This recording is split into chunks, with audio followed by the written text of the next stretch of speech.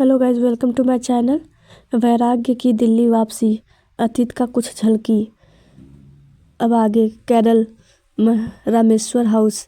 वैराग्य को देखते ही लविश की सारी हंसी गायब हो गई थी। वैराग्य लविश के रिएक्शन पर अपनी एक आईब्रो ऊपर करके बोला, क्या अभी कभी किसी लड़के को नहीं देखा? लविश वैराग्य की आवाज़ सुनकर होश में आता है और थोड़ी तेज आवाज़ में कहता है, आहान ब्रो।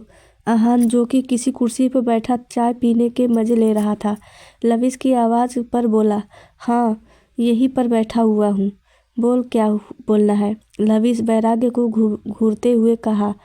आहान से बोला, क्या आपके साथ जो मोहतरमा बैठी हुई है, आप उन्हें लेने केरल गए हैं? आहान लविश की आवाज़ में नाराज़गी को भाप कर बोला, हाँ मैं उसे लेने की ही आया हूँ। हम लोग रात तक दिल्ली पहुँच जाएंगे। लविश आहार की बातों को इग्नोर कर पूनम जी से बोला, nice to meet you aunty, अब मैं रखता हूँ। वैराग्य पूनम जी के हाथों से मोबाइल लेकर बोला, अम्मा मुझे ज़रा लविश कपूर से बात करनी है। आपको जो भी उन्हें तोहफे देने हैं आप रेडी कर लीजिए, हम कुछ देर में दिल्ली के लिए निकल रहे हैं। पूनम जी वैराग्य की बात पर अपना सिर हिलाते हुए जल्दी से अपने काम में लग जाती है। वैराग्य फ़ोन लेकर अपने कमरे में जाकर स्क्रीन की रखना पसंद करते हो? लविश वैराग्य को घूरते हुए बोला, हाउ डेयर यू, समझते क्या है आप खुद को? वैराग्य अपनी आंखें रोल करते हुए बोला।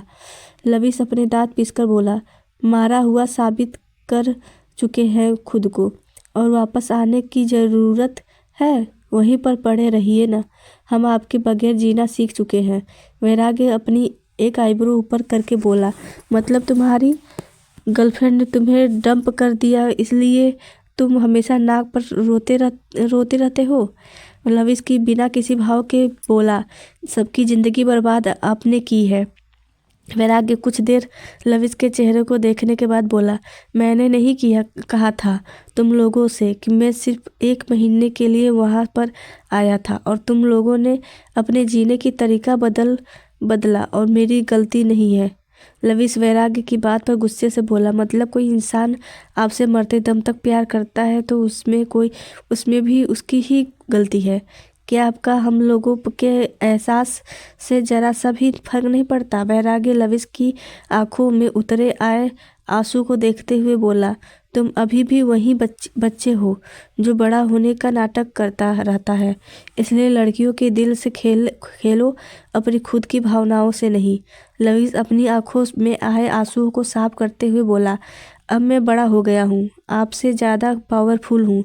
वैराग्य तिरछी मुस्कान के साथ बोला, तुम्हें क्या लगता है जिंदगी में क्या चल रहा है? लविश अपनी आंखें छोटी करके बोला, आपको क्या लेना देना हमारी ज़िंदगी में, चाहे कुछ भी चले, हम सभी मर क्यों न जाए, आप होते कौन हैं?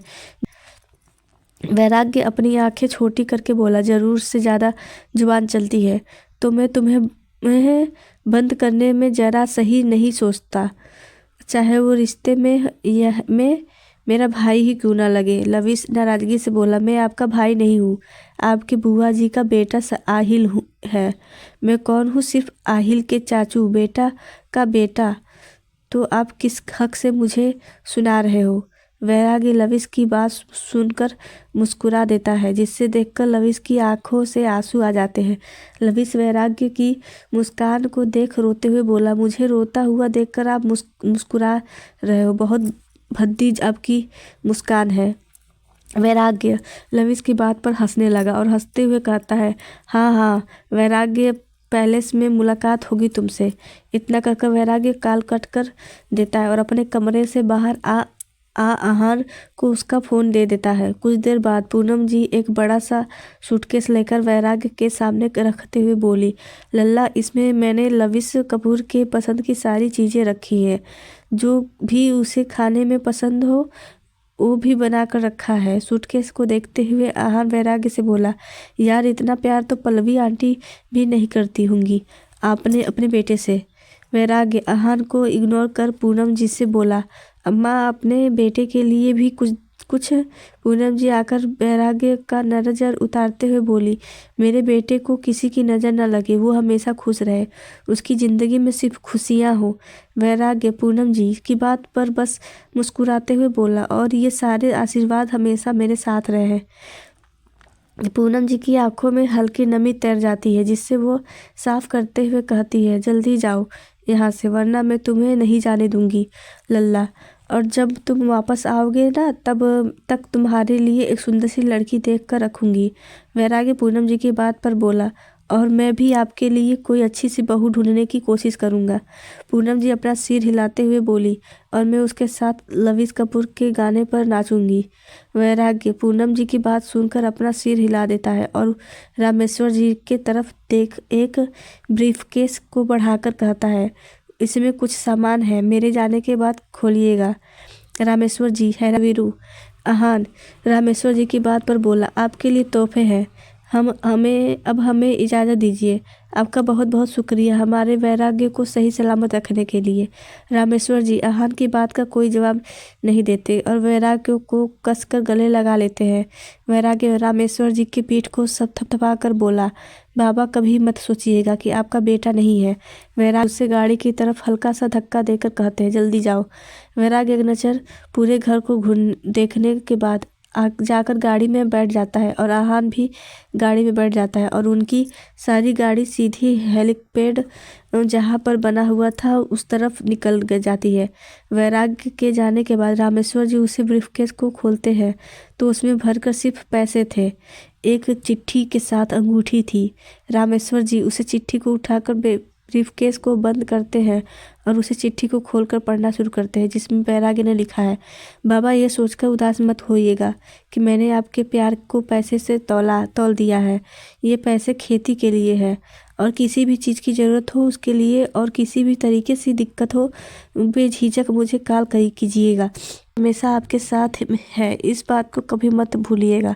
अम्मा से कहिएगा कि उनका वीरू उनसे बहुत प्यार करता है, भले ही शरीर दूसरा हो लेकिन दिल तो वही है ना, जो हमेशा अपने माँ और बाबा के लिए धड़कता है। हमेशा मुस्कुराते रहिए बाबा। वैराग्य ने इस मैसेज को पढ़ते हुए हमें रामेश्वर जी के आंसू की बूंदें चिट्ठी पर गिर जाती है और वो उस चिट्ठी को चुभने लगते हैं जिनमें से एक एम्बुलेंस थी। उसमें से स्ट्रेचर पर कवि को लेकर आया जाता है और उसे सीधा पैलेस के अंदर जिस तरफ मिनी हॉस्पिटल क्रिएट किया गया था उसे उस तरफ ले जाया जाता है। वैराग्य अंदर आता है तो सामने अश्विन खड़ा हुआ था। वैराग्य के कदम अश्विन को देखकर रुक जाते हैं और वो अपना सिर घुमाकर आहान की तरफ देखा जो कि चुपचाप खड़ा हुआ था। पास जाकर बोला, अगर तुम्हारे पिता तुम्हारे सामने हाथ जोड़कर तुमसे माफ़ी मांग ले तो तुम उन्हें माफ़ कर दोगे? वैराग्य अश्विन की बात पर बोला, ये आप कैसी बात कर रहे हैं मिस्टर राठौर, मेरे पिता भला मुझे हाथ जोड़कर क्यों माफ़ी मांगेंगे? अश्विन अपने दोनों हाथ जोड़ते हुए बोला, मैं तुमसे हाथ जोड़कर माफ़ी। वैराग्य अश्विन की हाथ को पकड़ नीचे कर उससे कसकर गले लगाते हुए बोला, डैडी मुझे शर्मिंदा महसूस मत करवाइए, अगर आप नहीं होते तो मैं इस दुनिया में नहीं आता। अश्विन की आंखों में नमी तैर जाती है और वह वैराग्य को कसकर गले लगा लेता है। अंश मेंशन के अंदर आते हुए बोला, बाप रे, किसी दूसरे पैलेस में तो नहीं आ गया ना, या मैं कुछ गलत देख रहा हूँ? अंश की आवाज़ सुनकर अश्विन अंश की तरफ देखते हुए बोला, आप मुझे टोंट कर रहे हैं डैड? अंश नहीं, मैं अपनी गर्दन हिलाते हुए बोला, मैं किसी को टोंट नहीं कर रहा, मैं बस तुम्हें ये बात बता रहा था कि तुम्हारा बेटा भले ही गुस्सैल है लेकिन उसे अच्छे से पता है उसे क्या करना होता है। वैराग्य अंश को घूरते हुए बोला, मैंने तो आपको 1 साल पहले ही बता दिया था कि जिंदा हूँ और यहाँ पर आप मेरी पिंडदान करवा रहे हो। How dare you grandpa? Ansh Vairagya के पास आ उसके कंधे को थपथपा कर बोला, इसमें मेरी कोई गलती नहीं है, कभी कभी बड़े बड़े जंग को जीतने के लिए छोटी मोटी बलिदान देना पड़ता है। वैराग्य अपनी आंखें छोटी करके बोला, आपको ये छोटी बात लग रही है? मरते मरते बचा हूँ मैं और अभी भी कोमा में है। अश्विन एक शीशी वैराग्य की तरफ बढ़ाकर बोला, कवि को पिला दो, इसमें दवा है जो तुम्हारे मामा जी ने बनवाया है। आहान वैराग्य की तरफ देखते हुए बोला, कवि की आवाज़ सुनना है, जल्दी से ये दवाई उसे पिला दो। वैराग्य आहान की बात पर भी अश्विन के हाथ से दवा ले लेता है और सीधा कमरे की तरफ चला जाता है। वैराग्य कमरे में पहुंचता है तो उसे तो देखता है कि कवि वेंटिलेटर के सहारे सांस ले रहा था। वैराग्य कवि ने पहने ऑक्सीजन मास्क को निकालता है और उसे शीशी को खोलकर कवि को सारा लिक्विड पिला देता है। वैराग्य कवि को फिर से मास्क पहनते हुए बोला, कल सुबह तक अगर तुम्हें होश आ गया तो साथ में प्रैक्टिस करेंगे, तब तक आराम से सो जाओ। इतना कह वैराग्य कमरे से बाहर आ जाता है और वह अंश की तरफ देखते हुए कहता, मैंने आपको जो काम दिया था आपने किया? और अंश को बारी बारी घूरने के बाद बोला, इसका मतलब आप दोनों काफ़ी वक्त से कांटेक्ट में हो। अंश अश्विन की नज़रों को इग्नोर करते हुए बोला, पिछले 1 साल से और तुम्हें क्या लेना देना है? जाकर पता लगाओ तुम्हारे बेटे पर हमला किसने किया था, क्यों किया था, यही तो बस कर सकते हो तुम।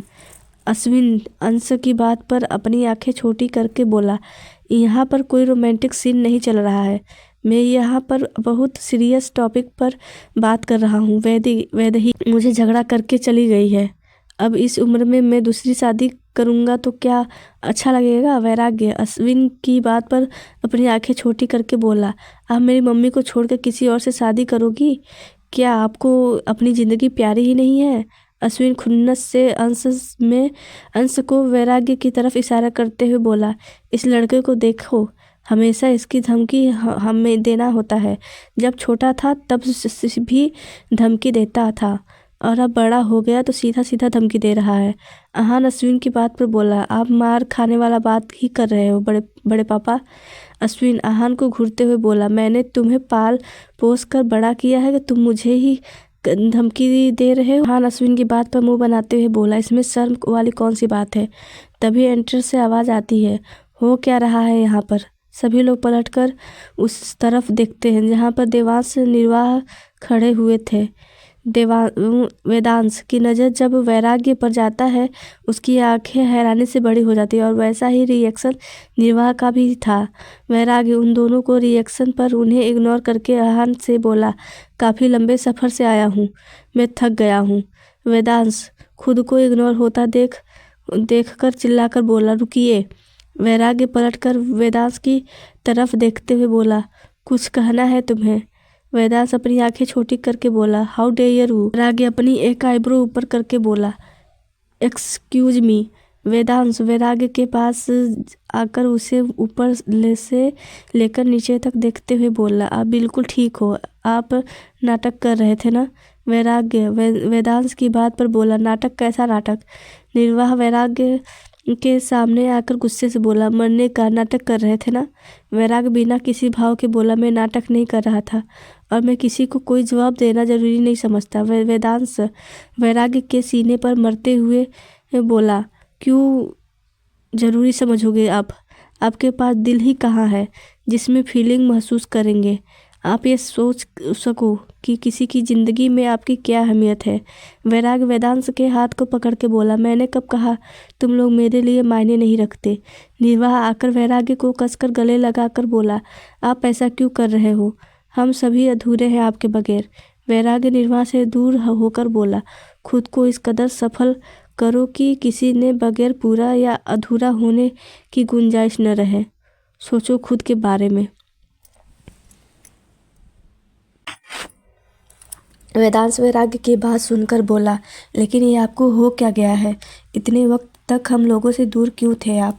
आपको पता है हमने आपको कितना मिस किया? निर्वाह वैराग्य की तरफ देखते हुए बोला, कभी कहाँ है? हाँ, निर्वाह की बात पर बोला, कभी कमरे में है, उसकी तबीयत ठीक नहीं है इसलिए सो रहा है। अंश उन लोगों के बीच में आते हुए बोला, बस करो, बातें बहुत हो गई, अब वैराग्य को आराम करने दो। वैराग्य अश्विन की तरफ देखते हुए बोला, कल आपकी पत्नी को लेने चलते हैं, आप तैयार रहिएगा और मैं कल ही कवर कर रहा हूँ।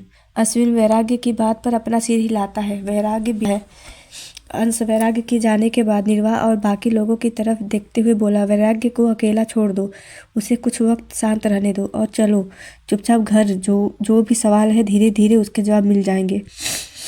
बात पर बाकी लोग और ज़्यादा जिद नहीं करते, लेकिन वेदांश का वहाँ से जाने का मन नहीं था। फिर भी निर्वाह उसे समझा बुझा कर ले जाता है। वैराग्य का कमरा। वैराग्य जैसे ही कमरे के अंदर आता है, उसके सामने अपने और नियति के कुछ अतीत के पल सामने आ जाते हैं, जिसमें वो दोनों उसे एक कमरे में साथ में थे। वैराग्य अपनी मुट्ठी मजबूत बंद कर अपना शर्ट निकाल कर बिस्तर की तरफ फेंक देता है। उसके सीने पर एक लड़की का टैटू बना हुआ था, जिसने अपने चेहरे पर नकाब लगा रखा था। बस उसकी गुलाबी आंखें नजर आ रही थी। वैराग्य शीशे में उस टैटू को देखते हुए बोला, अब बारी इंतकाम की है। बहुत शौक है ना तुम्हें नियति ग्रोवर दूसरों को मारने का। अब जब मौत तुम्हारी आंखों के सामने आएगी, तब कैसे तुम उस मौत से बचा पाओगी। ये कहते वैराग्य पीठ के बल बिस्तर पर लेट जाता है। उसकी आंखों के सामने कुछ झलकियाँ आने लगती हैं, जिन्हें याद करते हुए वैराग्य नींद की आगोश में जाने के बाद कवि आहान और वैराग्य के साथ अलग अलग दिशा में निकल जाता है। वैराग्य अपने कान में लगाए ब्लूटूथ में बोला, मुझे लगता है किसी खाली जगह में वो लोग होंगे। आहान, तुम ईसा को लेकर सीधा निकल जाना, मैं किटी को संभाल लूँगा। आहान वैराग्य की बात पर बोला, मैं तुम्हें अकेला छोड़कर नहीं जा सकता। कवि आहान की बात सुनकर बोला, तुम्हें फिक्र करने की ज़रूरत नहीं है आहान, मैं वैराग्य के साथ हूँ। ईसा को लेकर तुरंत निकल जाना ताकि कोई दिक्कत ना हो। आहान कवि की बात पर ज़्यादा जिद न करता। कुछ देर बाद वो तीनों ही एक साथ एक वेयर हाउस के सामने आकर रुक जाते हैं। वैराग्य ब्लूटूथ में बोला, मुझे साजिश की बू आ रही है। कवि अपना गन लोड करते हुए बोला, तो साजिश करने वाले को ही खत्म कर देते। कवि की बात पर आहान और वैराग्य भी अपनी गन निकाल लेते हैं और एक साथ वेयर हाउस में अलग अलग डायरेक्शन में एंट्री लेते हैं। सभी लोग अंदर पहुंचते हैं तो वो वेयर हाउस पहाड़ के काफ़ी नज़दीक था, जिस कारण वहाँ पर ठंडी हवाएं आ रही थी और माहौल को ज़्यादा ठंडक बना रही थी। वैराग्य ब्लूटूथ में बोला, जल्दी से छान मारो। आहान इरिटेड होकर बोला, यार वैराग्य, तुमने ही सब कुछ खराब करके रखा है। अगर हम सभी अपनी पावर इस्तेमाल कर लेते तो कौन सा दुनिया पलट जाएगा। वैराग्य आहान की बात सुनकर बोला, खुद की ताकत को इस्तेमाल करो, पैरानॉर्मल पावर का इस्तेमाल करना कहाँ की समझदारी है। आहान वैराग्य की बात पर कुछ नहीं कहता। वैराग्य बिना तीनों एक जगह पर आकर रुकते हैं और एक दूसरे को देखते हैं। उनकी नज़र वहाँ पर रेलिंग से बंधी इनायत पर जाती है, जो कि बेहोश थी। तीनों जल्दी से इनायत के पास जाते हैं। आहान और कवि जल्दी से इनायत को उसे रेलिंग से छुड़ाते बोला, आहान, ईसा की हालत ठीक नहीं है, तुम इसे लेकर रिसोर्ट के लिए निकले, हम दोनों पहुँच जाएंगे। आहान वैराग्य की बात पर इनायत को अपनी बाहों में उठा लेता है और उसे वेयर हाउस में से बाहर चला जाता है। कवि वैराग्य की तरफ देखते हुए बोला, तेरी फाइटिंग गर्ल कहाँ है। कवि इधर उधर चलने लगता है और वैराग्य उसे पकड़ता है, जिस पर कभी कंफ्यूज में कहता है, क्या हुआ। वैराग्य अपना पर उसे है वेयर हाउस के पीछे लड़की के कारपेट पर मरते हुए बोला, नीचे से खाली है, जगह आवाज़ आ रही है। वैराग्य की बात पर कवि उसे देखते हुए बोला, तुम्हारे कहने का मतलब सीक्रेट बेसमेंट। वैराग्य अपना सिर हिलाते हुए बोला, तुमने बिल्कुल सही समझा, और शायद किटी अंदर है। वैराग्य की बात सुनकर कवि भी अपना सिर हिलता है और दोनों इस वुडन लीड को ऊपर खींचते हैं तो अंदर सीढ़ियाँ बनी हुई थी। वैराग्य और कवि एक दूसरे को देखते हैं और उसे सीढ़ियों से उतरते हुए बेसमेंट के अंदर आ जाते हैं। वैराग्य उस पूरे बेसमेंट को देखते हुए बोला, यहाँ पर तो अंधेरा बिल्कुल नहीं है, लेकिन जगह काफ़ी बड़ी है, हमें अलग अलग डायरेक्शन में जाना चाहिए। कभी वैराग्य की बात पर बोला, तुम सही कहा, और कुछ भी होता है तो बताना। इतना कहकर कई दूसरे डायरेक्शन की तरफ चला जाता है और वैराग्य भी सामने वाले डायरेक्शन की तरफ चला जाता है। वैराग्य कुछ आगे बढ़ता तो उसके सामने नियति बार काउंटर पर बैठी हुई थी और उसके हाथ में वाइन की गिलास थी और उसके कपड़े बदले हुए थे। वैराग्य नियति को देखकर अपनी आंखें छोटी करके बोला, व्हाट द हेल, हम वहाँ तुम्हें ढूंढ कर परेशान हो रहे हैं और तुम यहाँ पर दारू पी रही हो।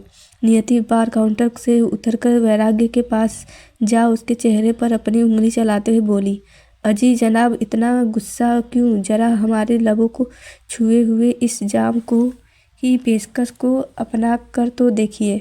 वैराग्य अपनी एक आईब्रो ऊपर करके बोला, तुम्हें यहाँ लाने वाले लोग कहाँ पर हैं? नियति वैराग्य के होठों पर उंगली रखकर हल्का सा उसके पास उसके गले पर किस करके बोली, किस बात की खुमारी है? हमें तो बस आपकी मोहब्बत की बीमारी है। वैराग्य अपनी आंखें छोटी करके बोला, बकवास करना बंद करो और चलो मेरे साथ बाहर। ये वाइन के गिलास को वैराग्य की तरफ बढ़कर बोली, अगर तुम मेरे साथ नहीं पियोगे तो मैं नहीं जाऊंगी, और अगर तुम मुझे ज़बरदस्ती ले जाने की कोशिश करोगे तो मैं यहीं पर लेट जाऊंगी। वैराग्य इरिटेट होकर नियति की तरफ देखता है और उसके हाथ से गिलास लेकर एक ही बार में खाली कर गिलास को काउंटर की तरफ फेंकते हुए कहता है, अब चलोगी? चलो मेरे साथ।